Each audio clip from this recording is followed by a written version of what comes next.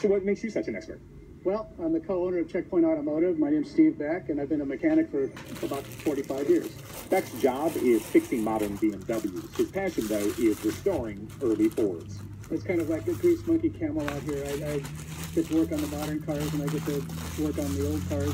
Beck says if a 1920 Model T is submerged in water, he can probably make it run. But modern cars are much harder to salvage. Virtually every system in the car would have to be replaced. You hunt around the junkyards and you hope to fix it all. I mean, I've done some of these cars. They're never quite the same. They're never right. Many people may think that flood damaged cars are just a Texas problem or, unfortunately, a Florida problem right now. But the truth is that flood damage can happen in many different ways. Before I came to the shop, I talked to John Nielsen with AAA. He says used car buyers should check for flood damage regardless of their state or the season. Does it smell funny? Mold has a very distinct odor. Take your finger and run it up under the dash, or just look for silt. A sign of flooding is a very, very fine silt in the car, and it's almost impossible to get it all out. Now, about 3/4 of car owners have comprehensive insurance, which covers flood damage. Most of those cars are salvaged for parts and then totaled. Chris Basso with Carfax says it's those without insurance who are likely to try to salvage whatever they can. They're going to try to salvage any value that they can out of them, since they're not getting any money from the insurance company.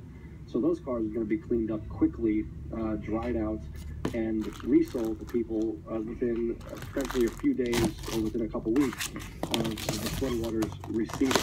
Basso says the overwhelming majority of cars that are or were damaged will be properly processed by insurance companies and make their way to the junkyards and salvage auctions. He says there are free databases like the one on Carfax that lists those cars. Historically, about 50% of all the vehicles damaged do make their way back onto the market in some form or another. There's also 325,000 vehicles that are on the road right now from storms that have happened in years past that people are driving every day. And sadly, there's likely many more to come. Sonari Quinton on NPR News.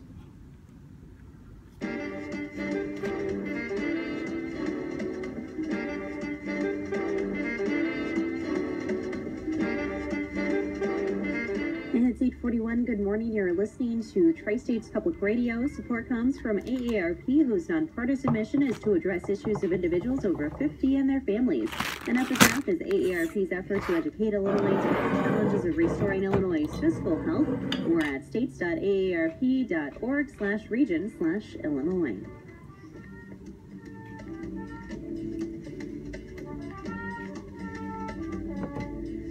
Taking a look at our community calendar, the annual Macomb Balloon Rally returns this weekend on Friday and Saturday on the Vince Grady Field on Western Illinois University's campus. The event is free and open to the public, and there will be live music available. You can find more information at our website, tspr.org. From NPR News in Washington, I'm Windsor Johnston. Mandatory evacuation orders are in effect in South Florida ahead of Hurricane Irma. Governor Rick Scott tells NBC News that additional evacuations may be issued as the Category 5 storm gets closer. People are leaving the Keys right now, so we've got to continue to do that. We started evacuation yesterday in Miami-Dade, so we'll continue to follow this. But the big thing is, on both coasts, everybody has to understand, this thing could move. Hurricanes move. We've seen that in the past. So it could still impact the West Coast. Irma is turning off the coast of Hispaniola. It's expected to continue on a westerly track toward the U.S. mainland, but forecasters are still unclear if Irma will make a sharp turn to the north. The storm is blamed for at least 9 deaths. The Washington National Cathedral is removing 2 stained glass windows that depict Confederate generals. Ali Schwetzer of member station WAMU reports. The windows depict Generals Robert E. Lee and Stonewall Jackson. A spokesperson says cathedral leaders had been debating what to do with them since the Charleston church shooting in 2015, and the recent violence in Charlottesville hastened the decision. The windows will be put in storage, and the cathedral plans to launch a nationwide search for their replacement. Ali Schwetzer reporting. You're listening to NPR News in Washington. This is Tri-States Public Radio News. Good morning, I'm Emily Boyer. The search for signs of life on planets, moons, and other celestial bodies in our solar system is one of NASA's top objectives. That effort has the agency focus intently on one of Earth's neighbors.